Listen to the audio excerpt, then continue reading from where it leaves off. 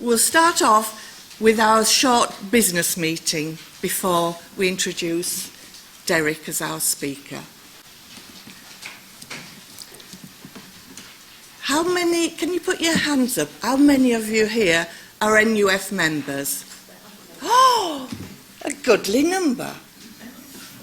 For the rest of you, if you've got an annual report, you'll find there's an application form on the back. Have we got any apologies for absence? I haven't received any. I do know that our treasurer is unwell at the moment, so can't be with us.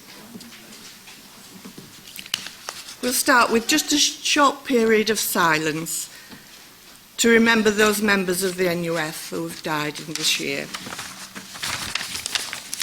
They are Hilda Handel, Ruth Healy, Mary Newman, Bernard Spencer, Connie Thompson.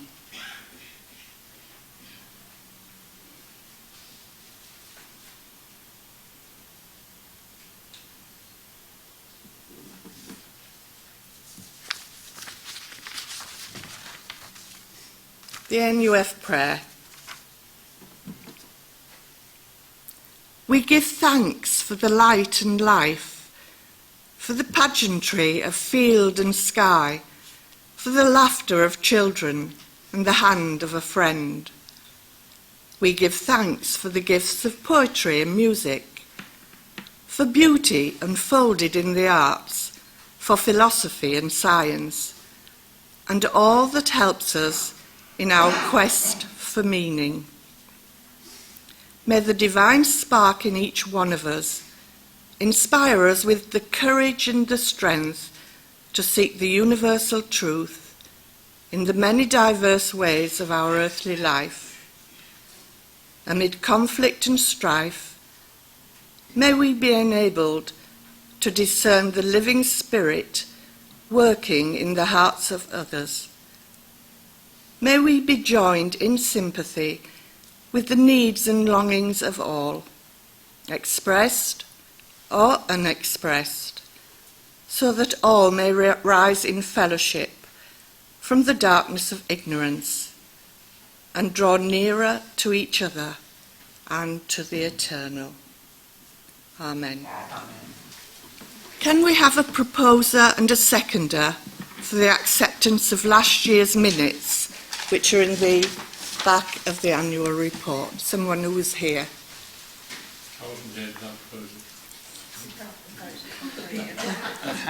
Howard proposes them. Have we got a seconder? And Joe James. Joe James, thank you.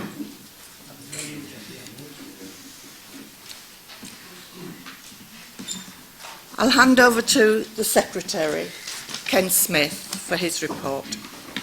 Well, rather than read right through the members' report, which members I'm sure will have read, and there are copies along the rows if you can see one, just to make a few comments about the year. The NUF is now approaching its biblical 70 years and 10 of existence in 2015.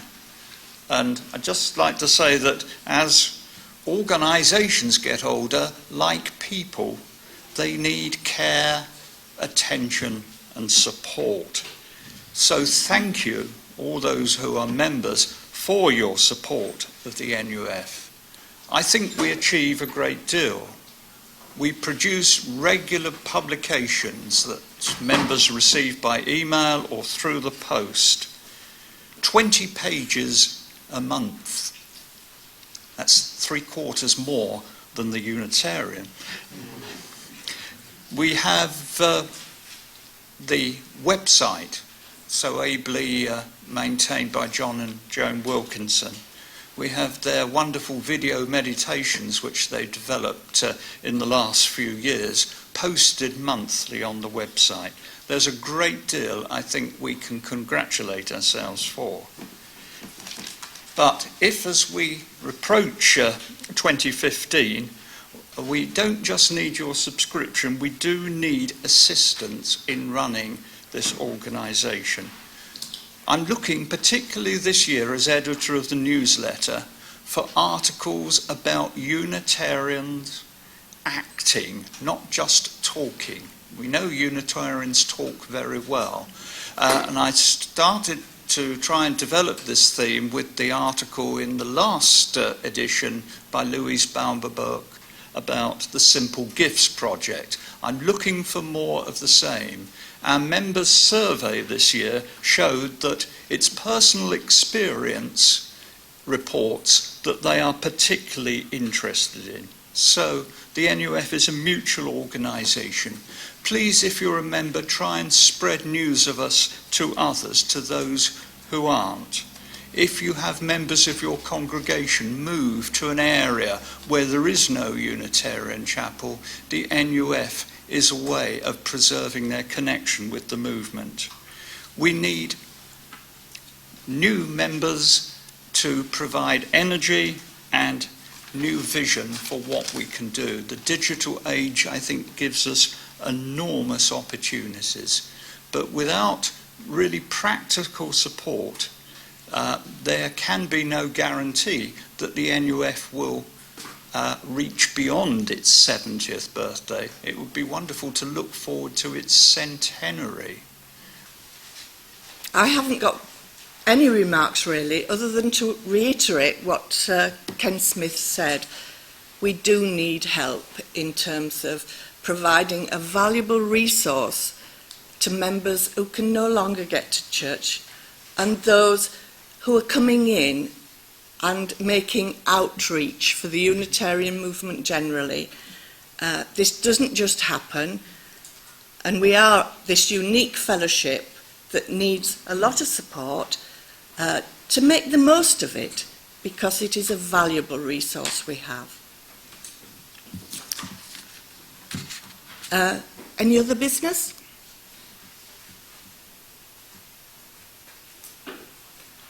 No, I did say it would be brief.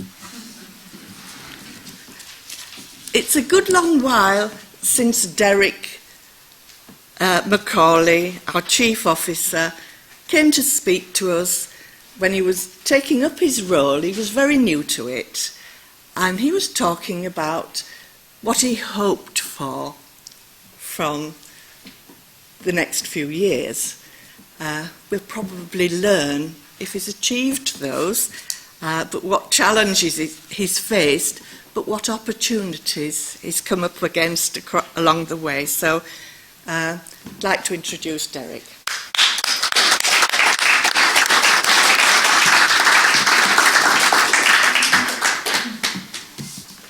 I'll just remain seated, if that's okay, because of the mic. Thank you very much, Joan. Yeah, I appeared on this platform with Alex Bradley a few months after taking up office. I may say some things about the last 4 years. This is my 5th annual meeting as a chief officer.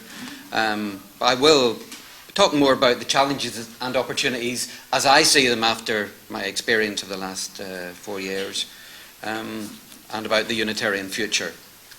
I'd like to begin by describing some aspects of the present situation, the challenges and the opportunities that we face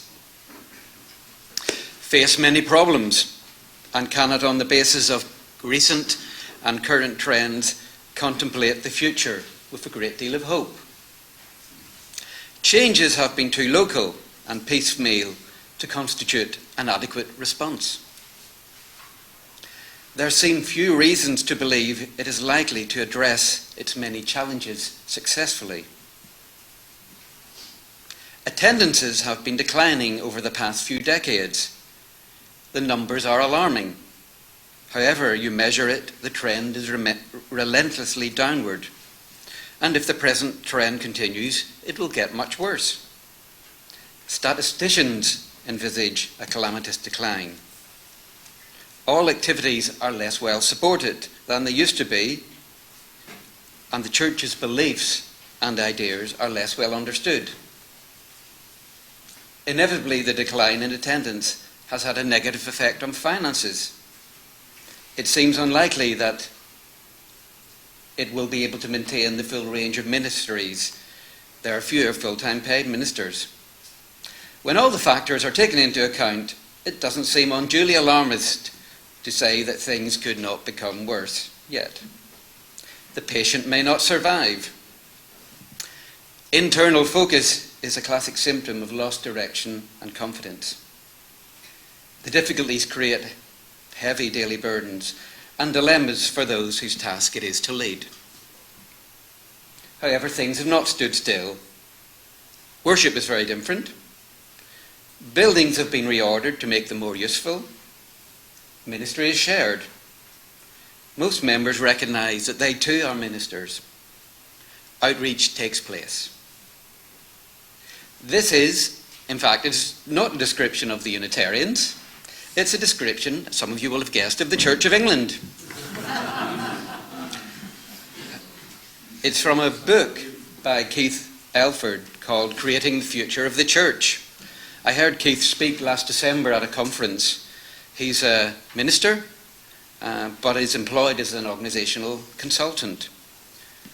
However, does this strike a chord? Was anything in those statements that made you go, I think so. So, turning to our Unitarian future, we somehow must not imagine that our predecessors were somehow not up to the task and make them responsible for our present predicament, or indeed to naively believe that we have greater insight than them and that we know best. Indeed, I would probably argue that given their larger size, it was likely that they had access to intellectual, professional and practical resources that were greater to help, first of all, understand what was going on and then to take action in response. I think that we need to take the long view because that can bring real perspective rather than be buffeted by the prevailing fads. Do more of this or of that. They're doing this, why don't we? Since the establishment of the General Assembly in 1928, in virtually every decade, there has been initiative after initiative to address the identified problems of decline. As Alan said yesterday, 1890 was the golden end of the golden age. So in the 1930s, just after the General Assembly was formed, there were a whole series of articles in the Inquirer in 1936 called Regenerating Unitarianism, beginning with a programme for regenerating all churches by the Reverend Percival Chalk. Actually, if you run down his list, there's nothing that would be out of place today, suitably updated for our context. Yet the impact of the Depression completely undermined any appeal for funding to triple the General Assembly's income and start new congregations, which was their aspiration. More churches closed, and as John Keelty, one of my predecessors, said in his 1959 Minns lecture in the United States, enthusiasm wilted under the stress of hard, cold facts. A commission put forward plans for groupings to meet ministerial shortages, but financial stress and what he called independency prevented any movement. In the 1940s, in the midst of World War II, the General Assembly established a commission on our free religious faith, and for the first time a series of prominent Unitarians set out their thinking on our faith. Hand in hand with the thinking went practical steps. So even before Essex Hall was destroyed in 1944, they launched an appeal for £100,000, which in 1940s was a lot of money. And they did raise large sums of money to build new churches, restore churches that had been bombed, and build Essex Hall. 1950s, we had publicity, was the big focus. Moving into the 1960s, the language of mission was used again after a long time, but again there was a shortage of money and staff. The GA also established a commission on the place of the Unitarian churches in the modern world. Theology, leadership, education, religion in the community. I mentioned the Foy Society survey in the EC session on the congregation. That was the mid-60s. The 80s then, moving quickly, falling numbers, declining influence, people focused on growth, development, quality of leadership. We had the President's Commission on Training and Leadership, Training and Education. The 2000s, we had the task force and the governance changes to make us fit for purpose. Some will say, let's leave the past behind. The past is the past. I don't share that view. As I read recently, looking backwards and seeing how change happens is part of futuring. Let us not repeat the mistakes of the past, but learn from them. Returning to Keith Elford, he sees the Church of England's particular problem, and actually the other churches, as stemming from one larger problem. Basically, that the churches are struggling to come to terms with what it means to be part of a secular, multicultural society, an egalitarian society, a democratic society, composed of multiple faiths and cultures. His view was that the church must articulate what is the church for and where is it going in a society like ours. Some of you may be aware of the work of Professor Linda Woodhead. She's quite unpopular at the minute in Church of England circles. She wrote in the Church Times in January this year, "The Church's greatest failure has been its refusal to take decline seriously. The situation is now so grave that it's no longer enough simply to focus on making parts grow again. The whole structure needs to be reviewed from top to tail, and creative and courageous decisions need to be made. Has this any relevance for our tiny movement?" So that's a quick run through the challenges and the opportunities. I could now leave, having covered my remit, but you'd probably feel shortchanged. Right. I don't think for any of us would think that there are easy questions with easy answers. That's why you're here, I think, to explore these issues. The future of Unitarianism, and indeed of organised religion in this country, is what is becoming known as a wicked issue. They have complex causes, multiple stakeholders, and are unlikely to be fully solved in the foreseeable future. They may demand far-ranging changes which will be complex and contested. So I'd like us to explore some of the bigger questions. One of my responsibilities and privileges as the Chief Officer, as all Chief Execs, is that I'm paid to think. I don't do enough of it, I admit, with all the other day-to-day work pressures, as many people in my position find, but I do feel this is something that is expected of me for who else is doing it. So, two questions. Firstly, what is Unitarianism and free Christianity? In thinking about this talk, I was struck that it was in the 1940s, in the midst of war, that the Unitarians established their commission for our free religious faith. It would have been so easy to say, let's wait till the war's over. I was, however, struck by the statement on the back cover of the Lindsay Press book, Unitarian Perspectives on Contemporary Religious Thought, published in 1999. This is the first substantial publication about Unitarian theology to be published for 40 years. If this is true, perhaps it explains much about our diffidence and uncertainty about where we stand in a changing world. Defined by the name Unitarian, with free Christian added when our formal title is used, has this any meaning in our secular multicultural society when Orthodox Christianity is no longer the default position against which we set up our stall? Of course, like Alice in the Looking Glass, we can wonder. When I use a word, Humpty Dumpty said in a rather scornful tone, it means just what I choose it to mean, neither more or less, nor less. The question is, said Alice, whether you can make words mean so many different things. The question is, said Humpty Dumpty, which is to be the master? That's all. So, as in our Faith Worth Thinking About pamphlet, we stress the traditional insistence on divine unity, the oneness of God, but now add, because they affirm the essential unity of humankind and creation.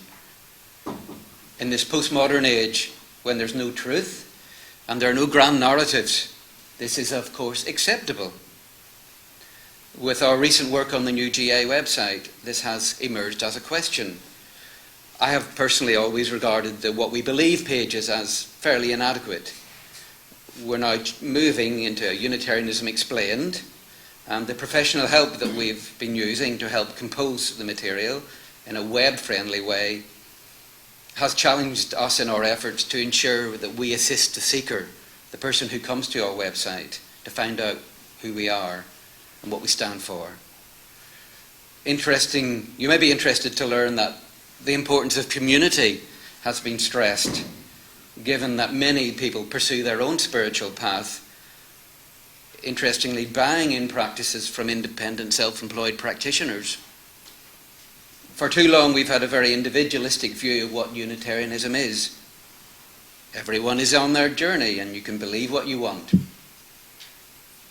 This is, of course, a parody, but it does point to some insights. Of course, you can't believe what you want and remain part of a Unitarian community. There are actually boundaries. I was also struck by comments on a blog by UUA Minister Peter Bolata in December 2011 with the title, "The Liberal Church Finding Its Mission, It's Not About You." He challenges us. There's a difference between a free and disciplined search for truth and meaning, unencumbered by doctrine, and a religion that's all about you and whatever you want. Certainly what drew me to a Unitarian community is it offers one of the few places where issues of true meaning can be explored and where wisdom and teaching is respected. It's also about looking beyond the needs of those present, and as Keith Elford says, asking about the Church of England, your community, for and where is it going? I am a firm believer, of course, that in meeting the needs of those outside the community, we can build community within. My commitment to effective social action and service cannot be doubted. However, it must be based upon a deep spiritual and theological underpinning for us as a religious movement. I now turn to the second question and final question. How does Unitarianism organise itself for the future? For this I've drawn on some work by Matthew Taylor, who's the Chief Executive of the Royal Society of Arts. Here we are at the annual meetings of the General Assembly. What are our responsibilities to one another? Is there a sense that, just like in the wider society, there's a deeper feeling of powerlessness? Not only that we are failing to use our power to make Unitarianism stronger, but that we are not prepared to use that power to tackle the big issues. Matthew Taylor talked about this leading in society to a social pessimism. To explain power, how power is used here, it's about the capacity to achieve your desired objectives. Matthew Taylor describes three forms of power. Downward power of hierarchical authority, most associated with the state. So one is hierarchy. We know that globally, levels of trust in leaders of government, other institutions, the church, the press, the media, is at an all-time low. Government and business has often not delivered against our rising expectations. New technology has increased people's expectations. There certainly has been a decline in authority. Secondly, what he called the lateral power of solidarity. Remember, solidarity. Shared values generally associated with the power of community. Again, the last 30 years has seen a rapid decline in the active membership and the nominal allegiance to civil institutions, the trade unions, the political parties, the organised churches. These were all opportunities for cooperative action together across other boundaries of interest and identity. So there has been again a decline of solidarity. So decline of authority and hierarchy, decline of solidarity. And then thirdly, the upward power of individual aspirations, which in society tends to be associated with the market. Individualism is the strongest force of our time, but it is problematic for society and the individual. Each of these forces has plus points and has negatives. Hierarchy has a strategic capacity, yet has a tendency to be controlling. Solidarity fosters solidarity fosters selflessness, but also breeds insularity and sectarianism. And then finally, individualism can be very creative and dynamic, but it can also be very selfish and irresponsible. Of course, in the absence of these forces, fatalism will fill the gap. The solution, as Matthew Taylor argues, is what he calls clumsy. You combine all three active forms of power, you acknowledge the tensions between them, because if you rely on one approach, it will be inflexible. So the investment banks, how many were broken by the actions of one individual playing on the computer with hundreds of millions of pounds? Too much individual power there. Communes, of course, can take solidarity to extremes and invariably need some form of hierarchy to survive. So a way forward, I think, is to address the problems that we face and create our own future, is to mobilise and think through these forces of power. How can this analysis help us? So individualism is built into the Unitarian DNA. The focus is on the individual and community, not necessarily on a community made up of individuals. We tend to take it for granted that people will come to us and possibly leave if they're on their spiritual journey, and that's okay. The congregation is sovereign. They own their own buildings and they pay their own minister. The General Assembly is just that, an assembly with no power over any congregation. Indeed, in our Constitution, there's no power to even expel a member body. Congregational autonomy, of course, means that innovation can take place without the need for approval. However, this means that we don't tend to learn from failure. It also means that when congregations are in trouble, they often only seek help when it's too late, or sometimes never do, resigning themselves in a fatalistic approach to closure. So, of course, hierarchy has a flawed history. The General Assembly came late in our denominational structures. For most of the 19th century, we focused on individuals, taking collective initiatives, not on congregations. The task force more recently, which led to the new structures, before my time I might add, led to a model of governance focused on the board, the executive committee. So we have the language of strategies and strategy groups and action groups, success measures that we heard about this morning. Yet the power to influence is actually weak on the ground. There are perhaps in this room great expectations of the central structure, but is there also a willingness to give that central structure real power? Solidarity, I think, is a unique quality that the Unitarian movement seems to have lost. We did emerge from the dissenting tradition. We suffered persecution throughout the 19th century. It wasn't respectable to be a Unitarian. We then had a sense of community forged by often wealthy families intermarrying each other. In Lancashire, the Unitarian Methodist movement brought its own sense of cooperative values with very working class congregations. We seem to have an inability to pass on our faith intergenerationally, and we rely on mid and late life converts, I'll use that word again from the previous session, or seekers who find us, who continually have to relearn our values in each local congregation. So, 3 conclusions.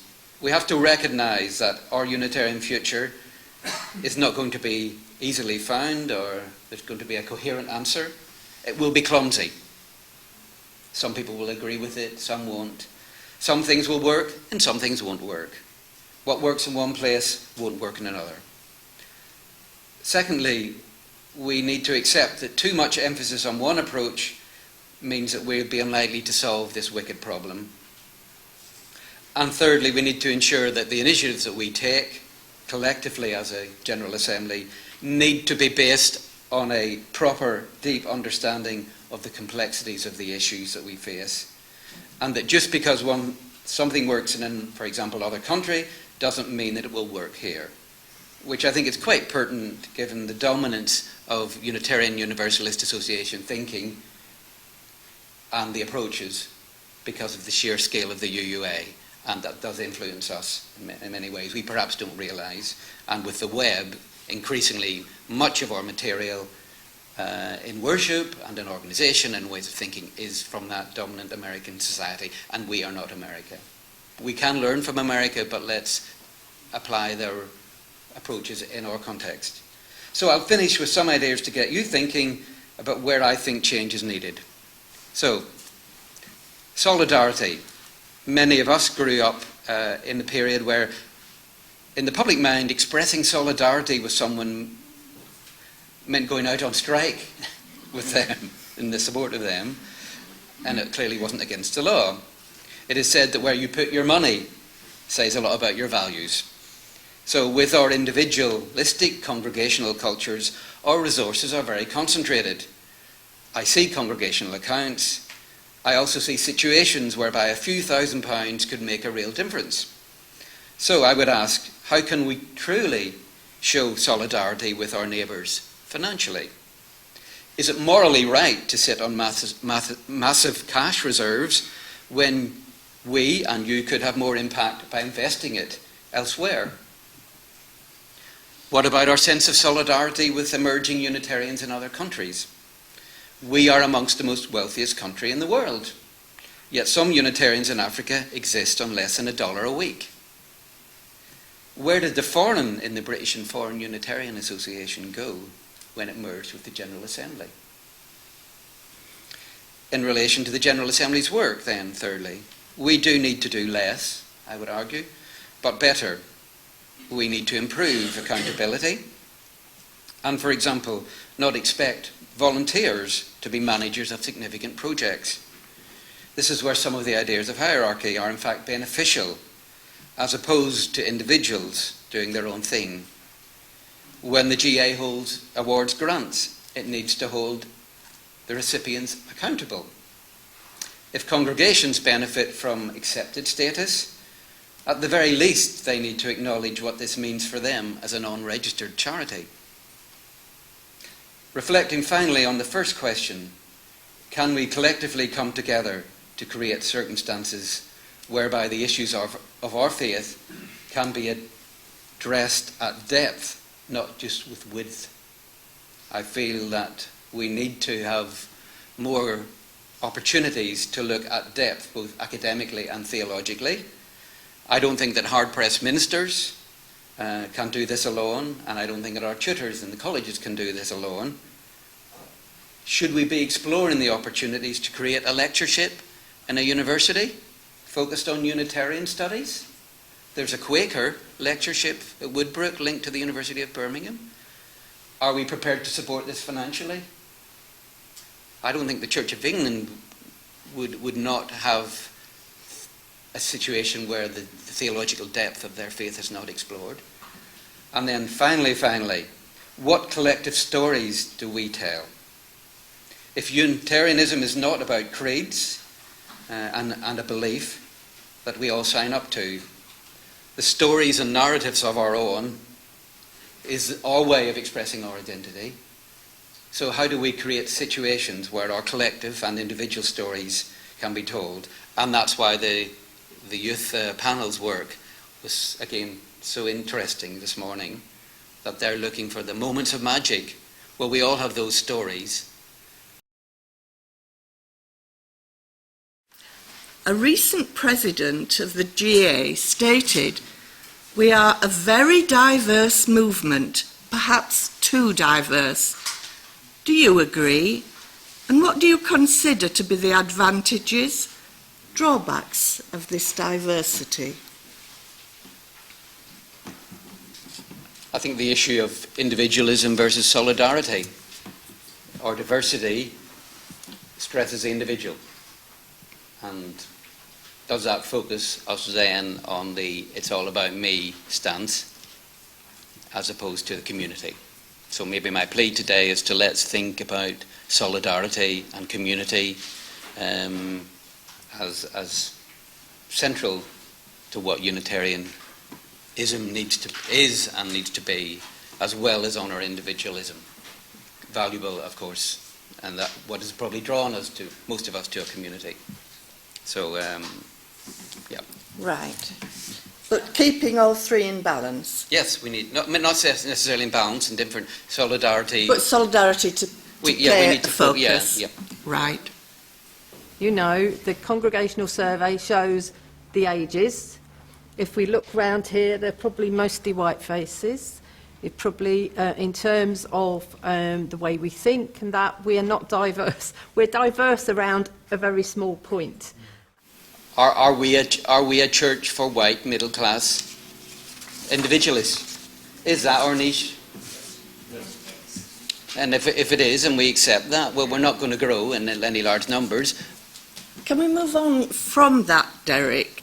One of our challenges and opportunities seems to be finding and promoting our distinctiveness as a movement, something that can encapsulate who we are that will satisfy all Unitarians. How do you see us getting round this problem and making the most of the opportunities that our distinctiveness can offer? There's no easy answer. If it was easy, we'd have probably found it. I think we need to work together at both the width issue, but also the depth. And in exploring at depth, we may find that there's more in common at the deeper level. I've represented the good people of North Nottinghamshire in various courts for the last 20 odd years. I'm a recent convert to the Unitarian movement. I wear the badge. I wear it in court, I wear it in appeals, etc., etc. And nobody recognises it. When you mentioned what it stands for, what we believe, then I get a blank reaction. Okay? We have no message. We have no message at all. I think there are two probably issues. One is, are Unitarian communities too inward-looking, and how far are they engaging with their local community? If they are inward, those communities that are inward-looking are probably the ones that in the long run won't survive. The second thing then is, how do we promote ourselves as a small body, and who will take notice of 3,500, 4,500, 5,000 members? Let's be realistic. So if you're active in your own local congregation and as a result in your local newspaper, because the local press are often looking for interesting stories, that's probably where I think the future must be. What is our message? Which is a tough one for any individual. Yes, but there we are. And we had the mantra, freedom, reason, tolerance, and that's isn't really. Everyone believes in freedom. Most people think they're reasonable, and we tolerate everyone. So actually, that message is no longer, I think, an appealing message. Gentleman at the back. I know the General Assembly is really, really strapped for cash, and so are congregations. But congregations spend a small amount of their income on advertising. What advertising does the General Assembly do to make our purpose known nationally? It doesn't advertise it. We don't pay. We have no paid for advertising. Because they thought that he who advertises today and doesn't advertise tomorrow will be forgotten. You have to keep it up. And I don't think we have the money to keep it up. It's something which is just done for a month or a few weeks, and because of the money constraints can't be carried on, it'll just fail. It might just catch a few people at that time, but it's got to be a continuing thing. And of course, you've got to know exactly what you want to say, too. I just wanted to say that however little it was, and I'm not sure whether perhaps it came from the Hibbert Trust, there was a sum available for refurbishing notice boards, and that has done wonders for many a small congregation. I'd like to say thank you for that. Perhaps you could think about you as you know, the NUC and Essex Hall, could think about what we could use of the materials that we already have as a pack that we could take with us. You know, the posters and that sort of thing that would help sort of individual groups and individual chapels to know what to take with them. Yes, and we have recently had the travelling display redone with the new logo, and also because it didn't survive the transit up and down the country. I wouldn't have thought 3 years ago that Richard Dawkins would go remarkably quiet and we'd have a Pope saying the things and behaving in a way that he now is, and that an Archbishop of Canterbury would be a former finance director of an oil company. So, you know, times are changing and we're moving on. And I'm sure that what the NUF have to offer to that vision of the future is how we deal with those people who, for very many different reasons, cannot or get to a church building, a chapel building on a Sunday. And increasingly, people have many other things to do on a Sunday. They're working on a Sunday. How are we going to handle that issue? And I would look to the NUF to contribute to that debate, and certainly the debate that we'll be having in September, to say, how are we going to deal with those people who don't have a church to go to, but are still Unitarians and want to play their part in the Unitarian movement? I've seen the past as a platform that we can build on. The tools that the EC give us to work with today, they're our tools that we can use, especially Unitarian TV. I see it as a wonderful tool for the future, but I do worry that sometimes we are so entrenched in 19th century rationalism that we've lost our heart. And when somebody said about evangelical Christians getting more congregations and more members, it's because they appeal to the heart. Richard Dawkins recently in The Blind Watchmaker wrote that there is no scientific basis for evolution. The only alternative is divine creation, and of course that is unacceptable. Today, I believe, we live in a universe that challenges all our past preconceptions, and Unitarianism has a message. It has a message of oneness. We have the faith for today that can carry humanity forward into the future. And for me, that is where Unitarianism belongs, the future. At the very back. What steps are being taken in connection with education, particularly in university chaplaincies and the like? Some local ministers are chaplains in their local university or college. I think that depends on the interest of the particular individual, the willingness of their congregation to release them for some time to do that work, their own personal expertise in that area. It's very much a local thing. The survey, of course, results, those that saw them earlier, show that that age range, the university age range, we basically have no presence whatsoever. A question from one of our members they sent in. Little outreach work seems to be directed to universities and colleges, either by local churches or the central body. Mainline denominations and other faiths are often very visible on the campuses. The age profile of many of our churches is heavily skewed towards those over 55. What do you think could be done to assist congregations to engage more with their student communities? It's linked to innocent. I think we have to learn from the few that are doing it to see if there is any general learning. Have you got any last minute words you would like to say to us, Derek? I hope that I've opened up some conversations, and we need to have a conversation across the movement on some of these issues. There are great hopes for the future. I see not only the things that aren't going so well, but the congregations where are growing and there's great activity. You see the spirit here at the meeting, and you think we definitely have a future. And you asked me to talk about the future. Thank you. So we have certainly a future. Well, we're very grateful. Thank you, Derek.